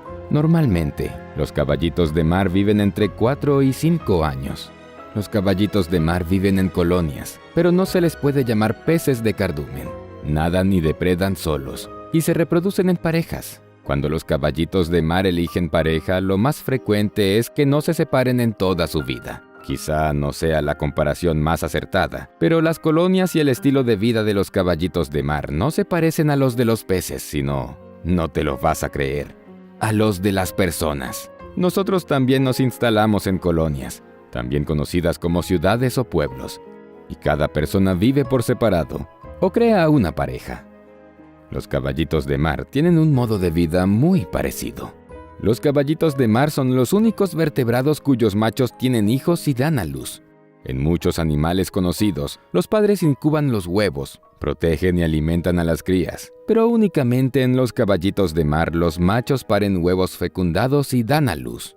Por la mañana temprano, los machos realizan una danza ritual. Cada macho nada alrededor de su elegida, demostrando que está listo para aparearse. Durante el periodo de apareamiento, la concha del macho en el pecho se vuelve oscura. Los caballitos de mar son talentosos bailarines a los que les gusta dar vueltas entre sí o alrededor de un objeto flotante, exhibiendo colores iridiscentes y entrelazando las colas en un cortejo que a veces dura varios días. Inclinando la cabeza, el caballito de mar se mueve en círculos alrededor de la hembra, con la cola tocando ligeramente el fondo. Esta elaborada danza de cortejo tiene lugar todos los días, pero el apareamiento requiere que el macho y la hembra maduren al mismo tiempo. En un día de apareamiento, en un momento determinado del ritual de saludo, la hembra levanta bruscamente la cabeza y nada hacia arriba, y el macho la sigue. En ese momento se puede ver fácilmente el ovopositor de la hembra, y el macho abre ampliamente su bolsa. La hembra dirige el ovopositor hacia la amplia abertura de la bolsa y pone los huevos, que son fecundados por el macho al mismo tiempo. Todo el proceso dura solamente 6 segundos. Cuesta creer que sea tan eficaz, pero la naturaleza es rica en milagros y la ciencia lo demuestra con la ayuda de videos e investigaciones. El saco de cría de los machos es análogo a la placenta en las hembras de los mamíferos. ya que proporciona oxígeno y nutrientes a los embriones en crecimiento. Pero, ¿por qué en contra de toda lógica y razón la naturaleza otorga esta función a los machos de caballito de mar? Aunque es un misterio para los científicos, la única teoría plausible que no ha sido refutada por otras hipótesis es que de esta forma la naturaleza permite a los caballitos de mar producir el máximo número de crías. Después de poner los huevos y confiar al macho la gestación de los embriones, la hembra vuelve a producir huevos, con lo que el proceso de reproducción es prácticamente continuo. Esto es muy cierto en una población de criaturas en la que menos del 0,5% de los recién nacidos sobreviven hasta la edad adulta. Después de todo, los alevines de caballito de mar, aunque están completamente formados y listos para vivir de forma independiente tras el nacimiento, aún no tienen armadura ni púas, como sus padres, y se convierten en presa fácil en la jungla oceánica. El parto es un proceso biológico complejo que, en las hembras preñadas de mamíferos y reptiles, está controlado por hormonas, entre ellas la oxitocina. Esta provoca contracciones de los músculos lisos del útero. Los músculos lisos son un tipo especial de músculo que no puede controlarse conscientemente y se encuentran en las paredes de la mayoría de los órganos internos y vasos sanguíneos. Estudios científicos han demostrado que en los caballitos de mar machos, la mayor parte de los músculos de la bolsa de cría son músculos esqueléticos que están bajo control consciente. En otras palabras, los caballitos de mar machos deciden cuándo dan a luz, gracias a los abdominales marcados. Los músculos abdominales esqueléticos de los machos son mucho más grandes que en las hembras. Los futuros padres literalmente disparan tandas de decenas o incluso cientos de crías, hasta 1500 huevos durante el parto, vaciando rápidamente la bolsa de cría. A pesar de las diferencias entre la bolsa de cría y el útero de los mamíferos, el pez papá puede experimentar dolores de parto muy intensos durante el nacimiento, lo que hace que este sea un proceso muy agotador para el macho. El macho carga con los huevos durante 9 a 45 días hasta que los caballitos de mar eclosionan completamente desarrollados, pero muy pequeños. Las crías son liberadas al agua y el macho suele aparearse de nuevo en cuestión de horas o días durante la época de cría. Aunque no se sabe que los caballitos de mar se emparejen de por vida, muchas especies forman parejas que duran al menos toda la temporada de cría. Algunas especies muestran un mayor nivel de fidelidad de pareja que otras. Sin embargo, muchas especies cambian voluntariamente de pareja cuando se presenta la oportunidad. Los hábitos de apareamiento de muchas otras especies no se han estudiado, por lo que se desconoce cuántas especies son realmente monógamas y cuánto duran estos vínculos. Las hembras tienen la última palabra a la hora de elegir pareja, no los machos. En los peces y otros animales que no tienen una inteligencia brillante, la monogamia es muy poco frecuente. Sin embargo, la falta de inteligencia, o mejor dicho, la falta de memoria a largo plazo en los peces, puede separar a una pareja y dejarán de sentir afecto el uno por el otro a los pocos días de estar separados. Simplemente se olvidarán el uno del otro. Inmediatamente después de nacer, los alevines de caballito de mar empiezan a vivir independientemente de sus padres, sin estar bajo su cuidado en modo alguno, como la mayoría de los animales recién nacidos en la Tierra. Ya en los primeros minutos de vida, empiezan a alimentarse de crustáceos microscópicos. Sin embargo, pueden convertirse ellos mismos en alimento para otras criaturas acuáticas, debido a su indefensión, su armadura sin formar y su pequeño tamaño.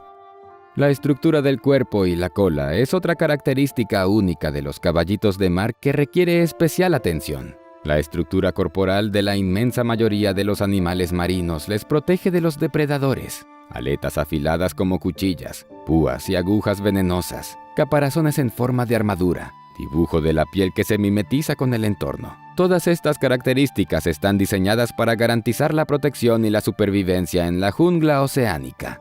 La defensa que tienen los caballitos de mar es completamente diferente a la de la mayoría de los seres vivos que conocemos. Su cuerpo está recubierto de placas óseas móviles que se deslizan paralelas entre sí, proporcionando una mayor maniobrabilidad durante el movimiento. Esta armadura funciona mejor que, por ejemplo, en los crustáceos, y al mismo tiempo es mucho más duradera que las escamas de los peces. Son difíciles de morder o romper, y solamente se pueden doblar, lo que permite al caballito de mar sobrevivir en las situaciones más peligrosas. La cola del caballito de mar es cuadrada, no redonda como la de los demás animales. El esqueleto de la cola del caballito de mar está formado por piezas óseas en forma de L, que encajan entre sí para formar estos cuadrados. Los cuadrados se alinean en filas que se hacen progresivamente más pequeñas hacia la punta de la cola. Los músculos unidos al esqueleto permiten a la cola moverse e incluso agarrar objetos. En comparación con una cola de forma ovalada, como la de nuestros queridos perros y gatos, se descubrió que la cola del caballito de mar es más rígida, fuerte y resistente a las cargas de choque. La cola de prismas cuadrados se dobla mucho mejor y, combinada con la rigidez de la estructura, que casi no permite que la cola se retuerza, permite agarrar con más firmeza los objetos circundantes. Las colas de agarre de cualquier tipo son muy raras entre los peces. De unos 30.000 tipos de peces, solo los caballitos de mar y sus parientes cercanos, llamados peces pipa, pueden agarrar con la cola. Sin embargo, dentro de la familia de los caballitos de mar, las raras colas que se doblan en forma de gancho han evolucionado varias veces de forma independiente. Los segmentos cuadrados presionan más superficie contra el cuerpo del caballito de mar que los redondos. Esto permite que las colas cuadradas tengan un mejor control de agarre y favorece la supervivencia del caballito de mar, una parte importante de su caza y camuflaje. Además, experimentos científicos han demostrado que, al ser aplastadas, las placas cuadradas de la cola se aplastan, lo que evita daños en la columna vertebral y salva la vida de los caballitos de mar cuando son atacados. Vea cómo la placa cuadrada se dobla, pero no se rompe. La naturaleza ha dotado a los caballitos de mar de un cuerpo y una cola únicos. De toda la fauna, únicamente ellos y algunos tipos de camaleones tienen la cola cuadrada, pero no son nadadores. Y el problema no es la posición vertical, sino las aletas. El caballito de mar solamente tiene 3, una pequeña aleta dorsal y 2 aletas branquiales cerca de la cabeza que, de hecho, sirven como un volante que les permite elegir la dirección del movimiento. Las aletas pélvicas y pectorales están ausentes. Por ello, algunos tipos de caballito de mar no pueden nadar más rápido que unos pocos metros por hora. Sin embargo, con un estilo de vida sedentario, esto no es un problema para ellos. No dependen de la velocidad para sobrevivir o cazar, como otros peces, sino más bien de su lentitud. Si necesitan migrar a un nuevo lugar más adecuado, los caballitos de mar viajan encima de peces más grandes, aferrándose a sus aletas con la cola y abandonando su transporte tras alcanzar un lugar adecuado como sus lechos de algas favoritos.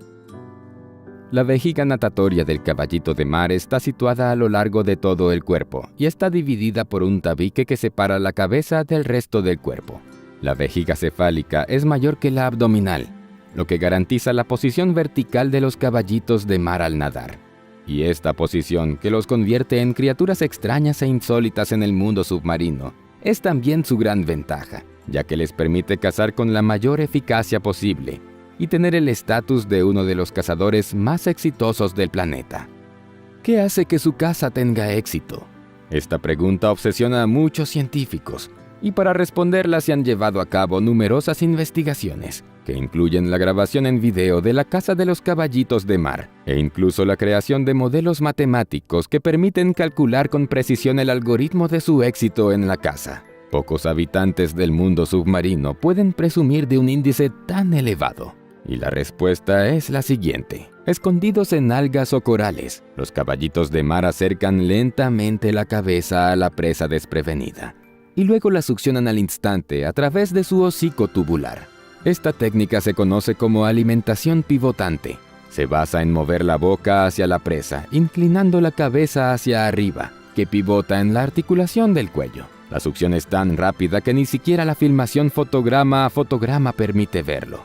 Esto significa que el proceso no dura décimas, sino centésimas de segundo.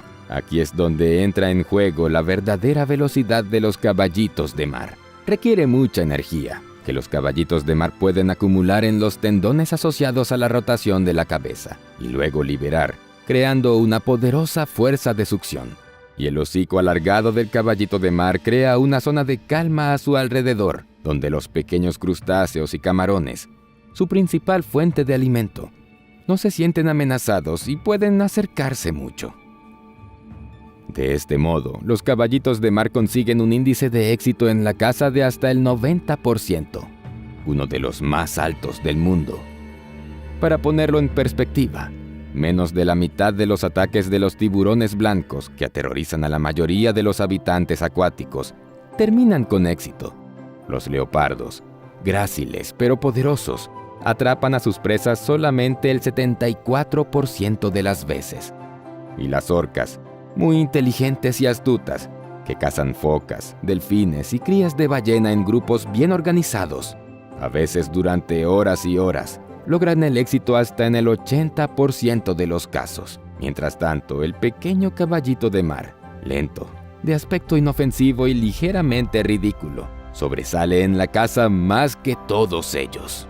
Sin embargo, el éxito de caza de los caballitos de mar no es un capricho de la naturaleza, sino una necesidad básica de supervivencia, porque no tienen ni dientes ni estómago. ¿Cómo comen y digieren los alimentos?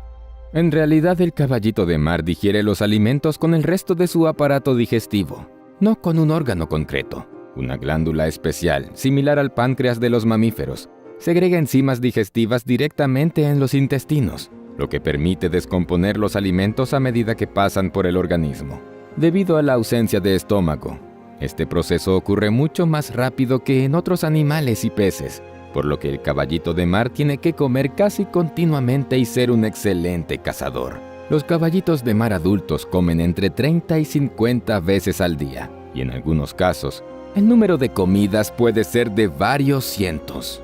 Pero si decide observar a estas asombrosas criaturas por su cuenta, recuerde que los caballitos de mar no toleran las peceras, porque son propensos al estrés. Una vez en un entorno desconocido, se sienten constantemente asustados y nerviosos y a menudo se niegan a comer, muriendo finalmente de hambre y agotamiento nervioso.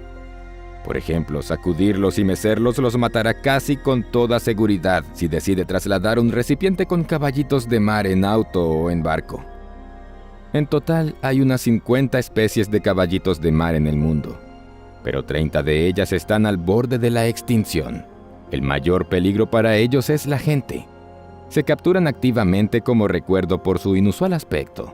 Según las estadísticas oficiales, solo en China se capturan anualmente 20 millones de estos insólitos peces, y eso sin contar los casos masivos de caza furtiva que no se tienen en cuenta. Las profundidades de los océanos del mundo esconden muchos secretos y maravillas, increíbles criaturas monstruosas, y tal vez aquellas criaturas que aún desconocemos. Pero el caballito de mar que vive en aguas poco profundas ha sido bien estudiado por los científicos. Por eso es tan encantador, ya que demuestra la increíble capacidad de la naturaleza para crear seres extraños, pero casi perfectos, combinando cosas aparentemente incompatibles en una sola: la cabeza de un caballo y la bolsa de un canguro, unas habilidades de caza únicas y un aspecto estrafalario. Despegan sin carrera y se precipitan hacia el objetivo siguiendo todas las reglas del vuelo acrobático. Un sistema de seguimiento, con miles de los dispositivos ópticos más avanzados, ayuda a determinar con precisión las coordenadas deseadas. Nada puede impedir el ataque de estos asesinos casi impecables. ¿Qué es esto? ¿Una especie de nueva superarma? ¿O criaturas de un thriller fantástico que quieren conquistar nuestro planeta? No, estamos hablando de las conocidas libélulas normales. Solemos admirar a estos espectaculares insectos de ojos enormes, cuerpo brillante y alas transparentes. Pueden ser escarlatas, verdes o azules. Algunas brillan como metal líquido y otras parecen cristal coloreado o esmalte. Parecen encarnar la bondad y la belleza. De hecho, estas simpáticas criaturas voladoras son uno de los depredadores más feroces y exitosos de la Tierra. Incluso los nombres de las especies de libélulas reflejan a menudo su naturaleza agresiva. Por ejemplo, hay cazadoras de cuerpo ancho y cazadoras de 4 manchas. Lo más probable es que una presa perseguida por una libélula esté condenada al fracaso. Su tasa de éxito en la caza es de casi el 100%, mientras que en los leones esta cifra alcanza solamente el 25%, en los lobos el 14% y en los osos el 10%. ¿Sabe cómo han conseguido las libélulas sobresalir en la matanza? Es una historia absolutamente increíble. La estructura corporal y el ciclo vital de estos insectos son tan inusuales que bien podrían haber venido de otro planeta. Y aunque las libélulas tienen un origen terrestre, su mundo es sencillamente fascinante. Sumerjámonos juntos en este mundo y aprendamos más sobre estas asombrosas criaturas. Lindas y terribles, gráciles y armadas de la cabeza a la cola. Tan familiares, pero tan desconocidas. ¿Cómo sobrevivieron las libélulas a los dinosaurios? ¿Cuándo fueron gigantes del tamaño de un halcón? ¿Y quién convirtió a las libélulas en los superdrones más avanzados?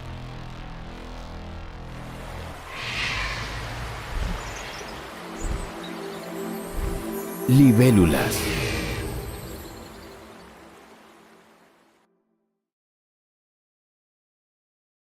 Los científicos descubrieron las primeras libélulas fósiles en los yacimientos del período Carbonífero, que tuvo lugar hace 325 millones de años, y fue el último de la era paleozoica. Entonces era cálido y húmedo en todo el planeta. Se formaron muchos lagos, ríos, pantanos y otros pequeños embalses en tierra firme. El planeta estaba cubierto de bosques de plantas con esporas gigantes, helechos y musgos club. Sus troncos alcanzaban un diámetro de 1,5 metros y una altura de 10 metros.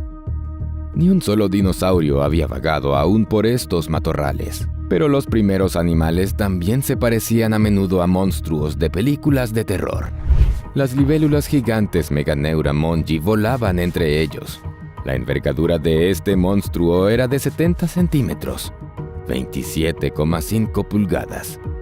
Estas enormes criaturas figuran incluso en el libro Guinness de los récords como el mayor insecto prehistórico. Las predecesoras de nuestras simpáticas libélulas modernas tenían un aspecto aterrador. Destacaban por sus afiladas mandíbulas depredadoras, ojos saltones del tamaño de un plato pequeño y patas puntiagudas, porque eran auténticos gigantes, muy probablemente debido a un exceso de oxígeno en la atmósfera. En aquella época, su contenido era del 35%, es decir, casi un 14% más que ahora. Después, la cantidad de oxígeno en el planeta volvió a la normalidad, y las libélulas se convirtieron en los pequeños insectos voladores que conocemos hoy. Pronto tuvieron que enfrentarse a verdaderos monstruos. Los dinosaurios aparecieron en el planeta y se apoderaron de la tierra, el aire y las masas de agua a lo largo de millones de años. A algunos de los enormes reptiles no les importó alimentarse de alguna lenta libélula. Pequeños Compsognathus carnívoros capturaban insectos en las costas. Los lagartos Strutiomimus se consideraban depredadores increíblemente rápidos y muy probablemente cazaban libélulas con éxito. Enormes tetosaurios voladores las atacaban desde el cielo. ¿Se imagina lo difícil que era sobrevivir en el cruel mundo de semejantes monstruos? Pero las libélulas lo consiguieron. Tras la extinción de los dinosaurios, siguieron desarrollándose con éxito. Fueron testigos de la aparición de los humanos en el planeta y de su brillante evolución. Las libélulas han cambiado poco desde aquellos tiempos. Sin embargo, aumentaron inmesurablemente la diversidad de especies y se extendieron por todo el planeta. Solo hay un continente en el que no se pueden encontrar: en la gélida Antártida. Los científicos conocen 3.012 especies de libélulas divididas en 11 familias y 348 géneros. Entonces, ¿no ha ocurrido nada nuevo en el mundo de las libélulas? No. Resulta que estas no son ni mucho menos todas las especies que existen en el planeta. Cada año, los investigadores registran especies de libélulas desconocidas hasta ahora. Mientras tanto, el planeta tenía algunas especies completamente únicas de estos insectos. Aquí hay un hermoso Darner azul brillante. Vive en y cerca de arroyos, lagos y estanques en Estados Unidos. La familia incluye unas 40 especies divididas en 13 géneros. Las manchas negras, azules, verdes y amarillas en el cuerpo de estas criaturas las hacen fáciles de distinguir en el cielo. Y esta raya neón, Libélula croseipenis, de la familia de las rayas es aún más espectacular. Tiene un color rojo brillante muy intenso que es muy raro entre los insectos. Pero, ¿no dirías que su tono rojo sangre te recuerda a los vampiros? Sin embargo, esto es erróneo. No hay chupasangres entre las libélulas. La cubierta quitinosa de la espumadera neón adquirió este color en el curso de algunos extraños giros evolutivos. La espumadera neón mide de 54 a 59 milímetros de largo, de los cuales 32 a 39 milímetros corresponden al abdomen. Se puede ver en la naturaleza cerca de estanques, lagos y arroyos en el suroeste de Estados Unidos, Centroamérica y el norte de Sudamérica. La somatoclora metálica ha evolucionado para tener un aspecto aún más extraño. Fíjese en estas libélulas. ¿Qué le viene a la mente cuando las ve? Probablemente metal fundido brillante. Su cuerpo tiene un color muy inusual, verde, con un brillo metálico y manchas laterales amarillas. Sus llamativos ojos verdes brillan como esmeraldas. Estas criaturas únicas alcanzan una longitud de 50 a 55 milímetros y suelen encontrarse en Europa.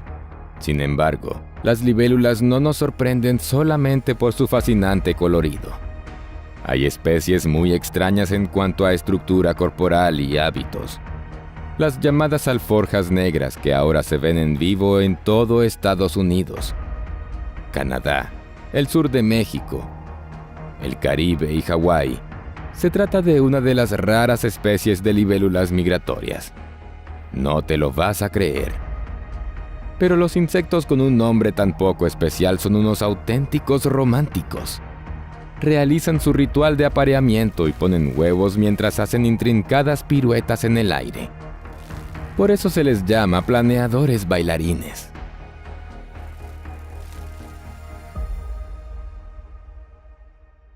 Y los gigantes todavía existen, aunque no alcanzan el tamaño de sus antepasados del Carbonífero. He aquí la mayor libélula viviente, Megaloprepus caerulatus, de la familia Pseudothismactidae. Los machos más grandes pueden alcanzar una envergadura de hasta 190 milímetros, con un abdomen de hasta 100 milímetros. Lo que distingue a esta libélula es su tamaño y su extraño comportamiento alimentario. Mientras que el resto de sus congéneres acaparan todas las presas disponibles que pueden conseguir. Esta especie caza exclusivamente las arañas tejedoras de orbes. Como pequeños helicópteros, las libélulas planean sobre la tela de araña, cazan y se comen a su dueña, y no les importa añadir a este festín insectos pegados a la tela. Sin embargo, mientras patrullan su territorio, estos insectos no cazan tanto, sino que cosechan arañas. ¿Qué significa cosechar arañas? ¿Viene la presa al cazador? De hecho, las arañas tejedoras de orbes mueren por su propia pereza. No quieren tejer su propia tela y se limitan a ocupar cualquier red que esté libre. Basta con que una libélula vuele hasta la misma telaraña cada 2 días y saque más y más arañas. Sin embargo, todas las libélulas son criaturas muy singulares. ¿Qué las diferencia de otros insectos voladores? Averigüémoslo siguiendo la vida de una libélula en particular. Se trata de la hembra de la especie más común del mundo, Panthala flavescens, que vive en todos los continentes. Día 1.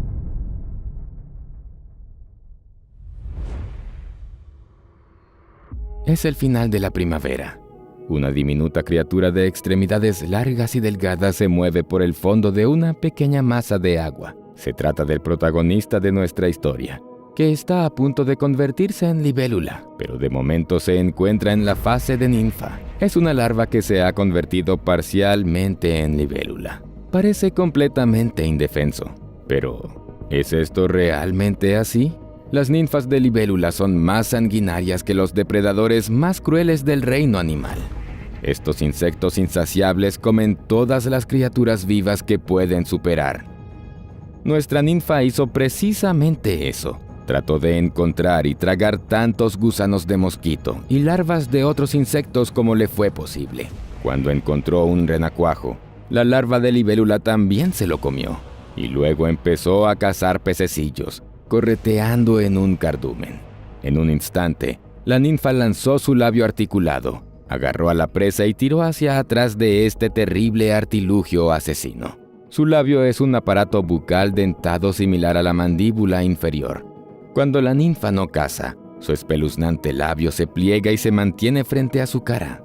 Algunas especies del género Anax pueden saltar fuera del agua para atacar a ranas arborícolas adultas. Las propias ninfas también se convierten con frecuencia en presas.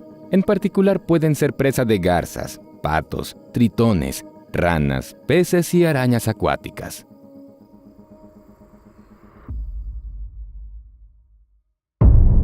Día 2.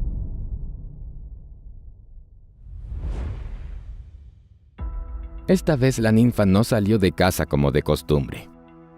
Sacó la cabeza del agua por la mañana y aprendió a respirar.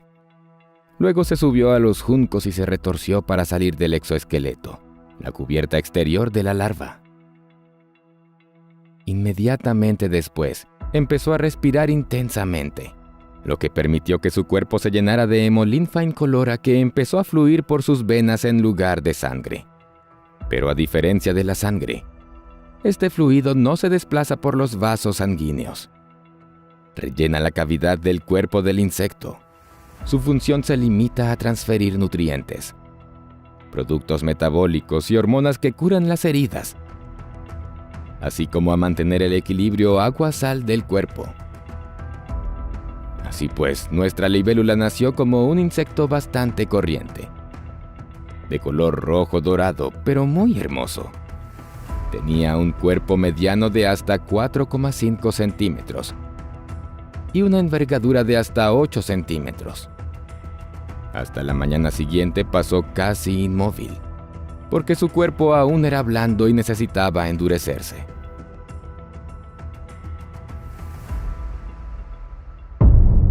Día 3.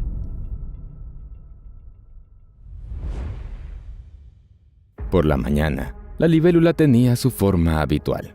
Ahora necesitaba comida para finalmente fortalecerse, pero en un día frío no podía levantarse y volar así como así. Al principio, como todos los insectos de sangre fría, necesitaba elevar su temperatura corporal y calentar los músculos a la luz del sol. Era temprano por la mañana, así que la libélula pasó el calentamiento en posición vertical con las alas desplegadas. En las horas centrales del día, podría haber optado por sentarse horizontalmente. Algunas libélulas grandes calientan el cuerpo haciendo vibrar rápidamente las alas. Fue tan impresionante ver a nuestra libélula desplegar sus transparentes y gráciles alas. Sus alas son, en general, algo que se adelanta en el tiempo. Contienen una red de venas longitudinales y transversales, con una película apergaminada entre ellas. Son muy ligeras y duraderas. Las alas se ponen directamente en acción, lo que las hace más fuertes. En la mayoría de los demás insectos, los músculos de vuelo están unidos a las raíces de las alas. Su fino revestimiento de cera crea un efecto loto, impidiendo que las partículas de polvo se adhieran a las alas. Esto permite al insecto volar más rápido y maniobrar mejor en el aire. Con un aleteo de sus hermosas alas, la libélula salió a cazar. Rápidamente atrapó algunos mosquitos y jejenes, pero a medida que llegaba el mediodía, empezó a hacer mucho calor. El cuerpo de la libélula empezó a recalentarse. Entonces eligió hábilmente un lugar sombreado bajo un árbol y se sentó allí para refrescarse. Las libélulas también adoptan la postura del obelisco para evitar el sobrecalentamiento. En días especialmente calurosos, los insectos planean a veces sobre la superficie del agua y la tocan rápidamente. Y algunas especies evitan el sobrecalentamiento con la ayuda de manchas oscuras en las alas que dan sombra al cuerpo. Día 10.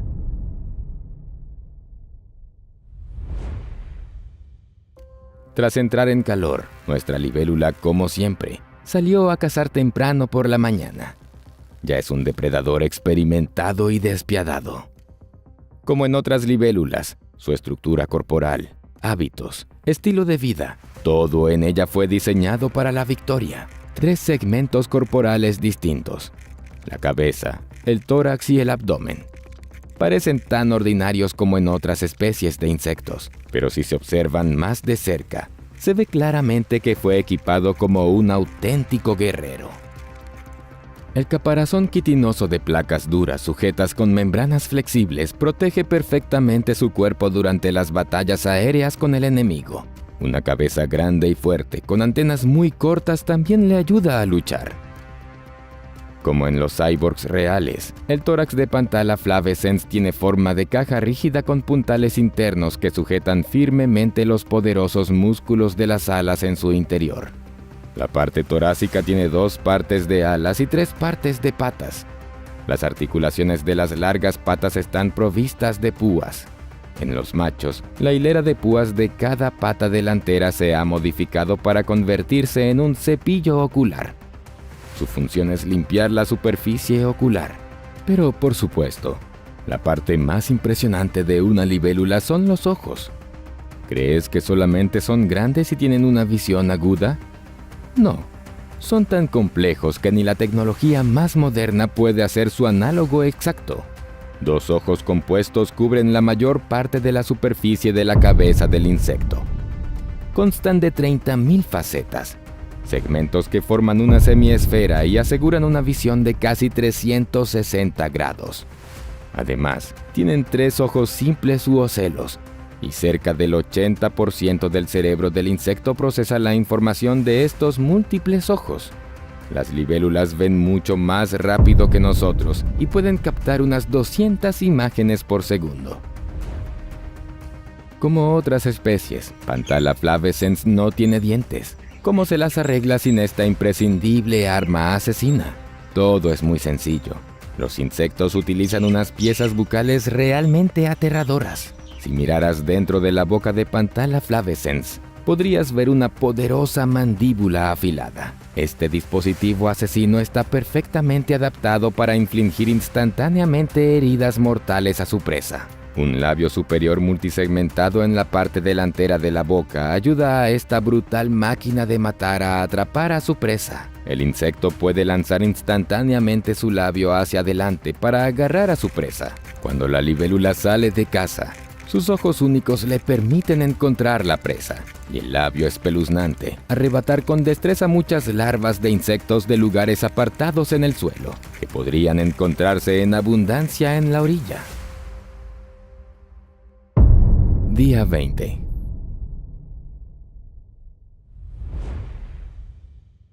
La libélula volvió a salir de casa por la mañana porque necesitaba comida para sobrevivir. Un día de verano cálido y seco parecía propicio. Sin embargo, esta vez todo estuvo a punto de acabar trágicamente. Aunque el insecto vuela muy rápido, algunos depredadores son aún más veloces y pueden atraparlo fácilmente. Entre ellos están los halcones gerifaltes, los gavilanes, los vencejos, los papamoscas y las golondrinas. Nuestra libélula acaba de elevarse en el aire cuando una enorme sombra la cubrió desde arriba y un pico afilado empezó a chasquear por encima de su cabeza. Era el halcón que divisó a su presa e intentó agarrarla. Sin embargo, la libélula estaba a la altura del desafío. Comenzó a hacer tales piruetas en el cielo que las posibilidades de éxito del halcón se redujeron al instante. La libélula puede moverse en cualquier dirección, cambiando bruscamente de ruta. También puede volar en 6 direcciones: arriba, abajo, adelante, atrás, izquierda y derecha. Durante un largo periodo de evolución, nuestra libélula marrón dorada y sus parientes han dominado 4 estilos de vuelo diferentes. El método de contravuelo se utiliza para el vuelo estacionario y el vuelo lento. En este caso, las alas delanteras del insecto trabajan a 180 grados de las traseras. Este método garantiza una gran sustentación. Una libélula realiza un aleteo escalonado cuando sus alas traseras están 90 grados por delante de las delanteras. Los insectos lo utilizan para volar rápido. Este estilo les permite crear más empuje, pero menos sustentación que el método de contragolpe. El aleteo sincronizado consiste en batir al mismo tiempo las alas delanteras y las traseras. Las libélulas lo utilizan cuando cambian rápidamente de dirección, ya que maximiza el empuje. Planear con las alas extendidas suele ser una de las principales características de las libélulas cuando cazan. Suelen utilizar el vuelo libre con las alas extendidas unos segundos antes de acelerar. Las libélulas también saben planear aprovechando la corriente del aire. Y esas no son todas las características de las acrobacias aéreas de los insectos. Algunas familias parecen dominar mecanismos de vuelo únicos. Por ejemplo, la Libellulidae despega muy rápidamente. Sin embargo, sus alas se mueven inicialmente casi en vertical. Las libélulas macho australianas de la especie Hemianax papuensis utilizan un complejo movimiento para camuflarse. Cambian su trayectoria de vuelo de tal forma que a sus enemigos les parecen inmóviles. Nuestra libélula utilizó todas sus habilidades para escapar del halcón. Se elevó en el aire batiendo las alas traseras de forma desincronizada con las delanteras y luego cambió a alerones sincronizados, cambiando rápidamente de dirección y acelerando a la máxima velocidad, y frenaba inesperadamente cuando era necesario. Finalmente, planeó hacia un gran árbol y el halcón lo perdió de vista. Afortunadamente, esta vez tuvo suerte. Día 21. Por la mañana, la libélula salió inmediatamente de casa. Ya había empezado el verano y el tiempo era cálido, así que no necesitó calentarse antes de despegar. Voló muy rápido. La velocidad de vuelo de las libélulas es casi insuperable. Según el libro Guinness de los récords, la libélula Austrolevia costalis ostenta el título de insecto más rápido del mundo. Su velocidad de vuelo corto alcanza los 58 km por hora o 36 millas por hora. También hay otros voladores veloces. Muchas libélulas grandes, como las halconeras, alcanzan una velocidad máxima de crucero de 36 a 54 km por hora o 22 a 34 millas por hora. Se han registrado aceleraciones de hasta 4G en movimiento lineal y 9G en giros bruscos mientras persiguen presas. Nuestro Pantala flavescens, que salió de casa, no pudo seguir el ritmo de los campeones, pero aún así corre muy rápido, a unos 16 km por hora, o 9,9 millas por hora. Aquí a su lado vemos un abejorro y una mariposa de la col. Sin embargo, el abejorro se pierde de vista al instante porque no puede volar a más de 3 km por hora, o 1,9 millas por hora. La mariposa también se quedó atrás de la libélula, moviéndose a una velocidad de 9 km por hora, o 5,6 millas por hora. Pronto, la cazadora dorada se fijó en un gran jején. Necesitaba frenar rápidamente para atrapar a su presa. La libélula tiene un sistema de frenado genial. Su cabeza tiene un sistema de retención con músculos y pequeños pelos en la parte posterior de la cabeza. Este sistema único también se activa durante el vuelo en tándem de una hembra y un macho. Y esta vez, tras una frenada brillante, nuestra libélula consiguió su codiciada cena. Y entonces una enorme avispa apareció de repente por la esquina y persiguió a la libélula. Era un rival muy peligroso e increíblemente cruel que podía hacer cosas que ni los torturadores medievales habrían soñado. Algunas especies de avispas atacan con éxito a las libélulas, convirtiéndolas en una despensa de nutrientes para sus crías cuando aún están vivas. La avispa pone un huevo en cada insecto que atrapa, preparando un nido. Gracias a su vuelo veloz y hábil, nuestra libélula ha logrado escapar de la masacre. La avispa no vuela a más de 9 km por hora y no puede maniobrar tan rápido como una libélula. La libélula ha dejado atrás rápidamente a un peligroso enemigo. Día 26.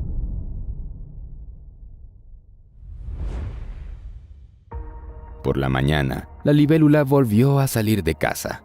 La libélula vio un gran jején. Sería comida suficiente para todo el día.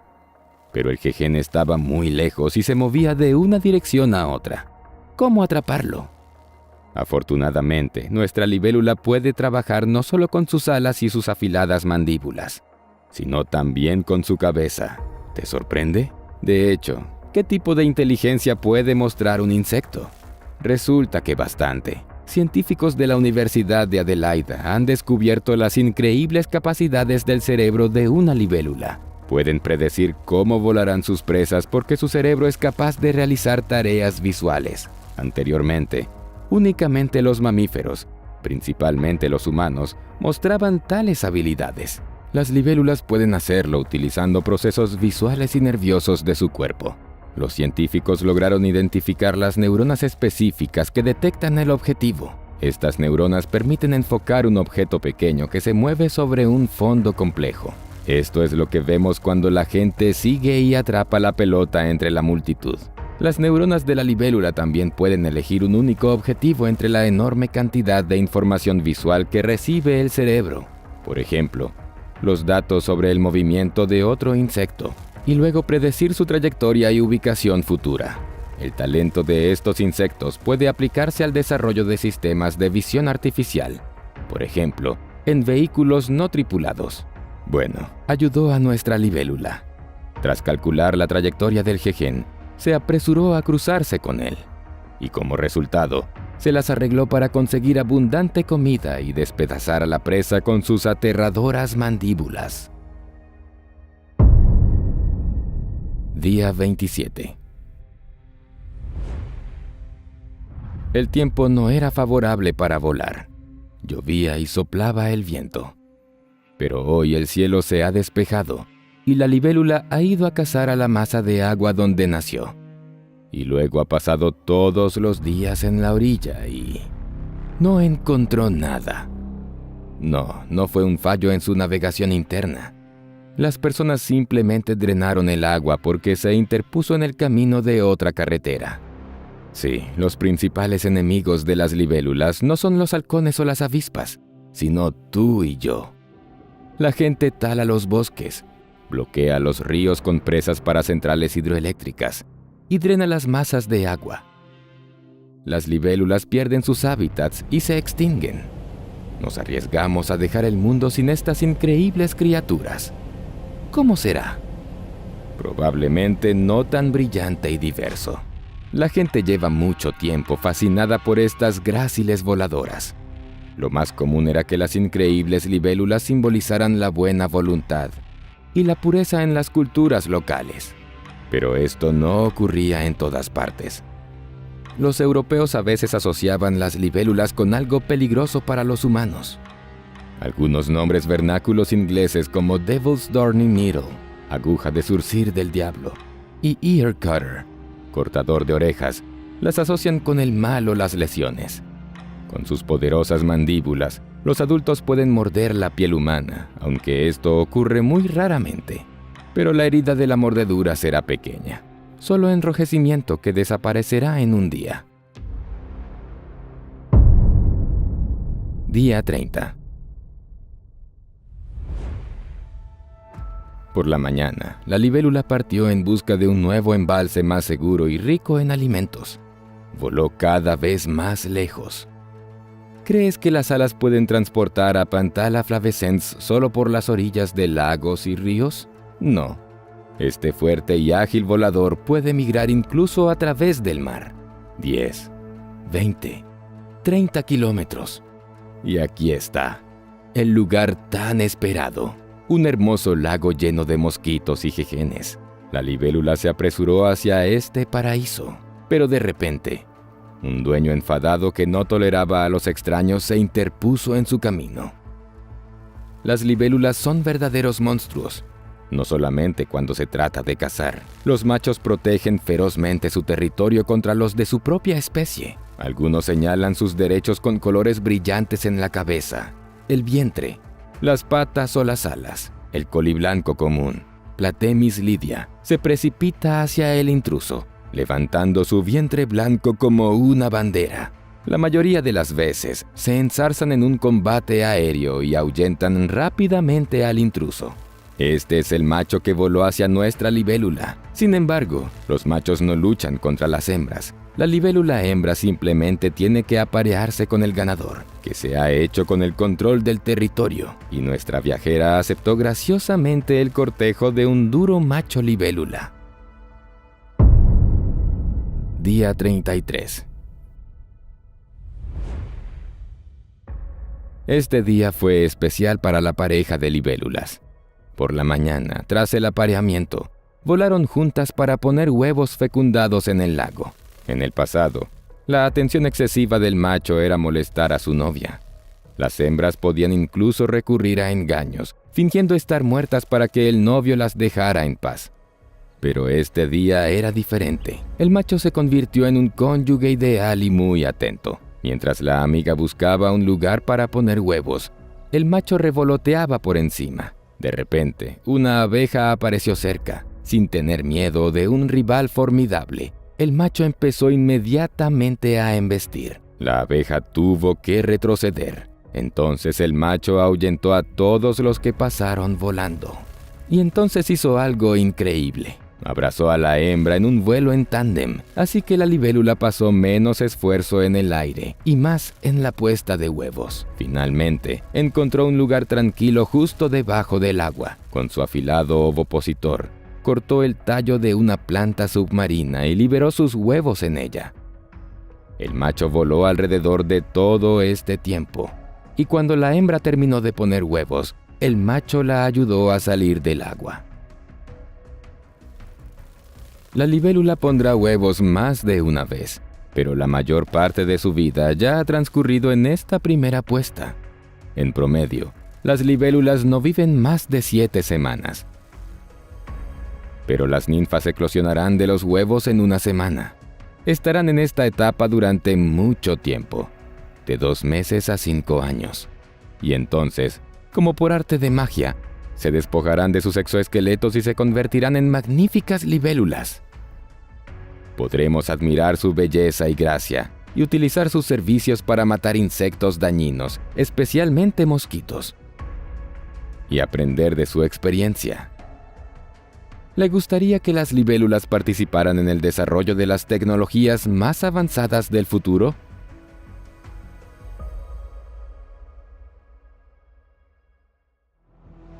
No es una broma.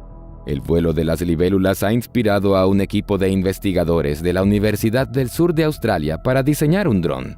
Lo que los desarrolladores encontraron especialmente valioso es la capacidad de los insectos para girar a gran velocidad y despegar con una carga más de 3 veces superior a su propio peso. Un equipo de Australia ha fabricado modelos impresos en 3D de alas y otras partes del cuerpo de libélulas para estudiar y construir la máquina voladora del futuro. Los ingenieros de una empresa de investigación tecnológica de Cambridge Draper y los neurocientíficos del Instituto Médico Howard Hughes han ido aún más lejos. Han combinado con éxito la tecnología y las capacidades de las libélulas. El equipo dotó a los insectos con sistemas de guía de mochila en miniatura para controlar las libélulas. El resultado fue microdrones vivos súper eficaces, controlados por personas. Estos insólitos híbridos son capaces de utilizar sensores para rastrear el cambio climático y la migración de animales, e incluso proporcionar información a la hora de rescatar personas. Ahora los científicos están llevando a cabo nuevas investigaciones sobre las características únicas de las libélulas. Y quién sabe qué descubrimientos asombrosos harán en un futuro próximo.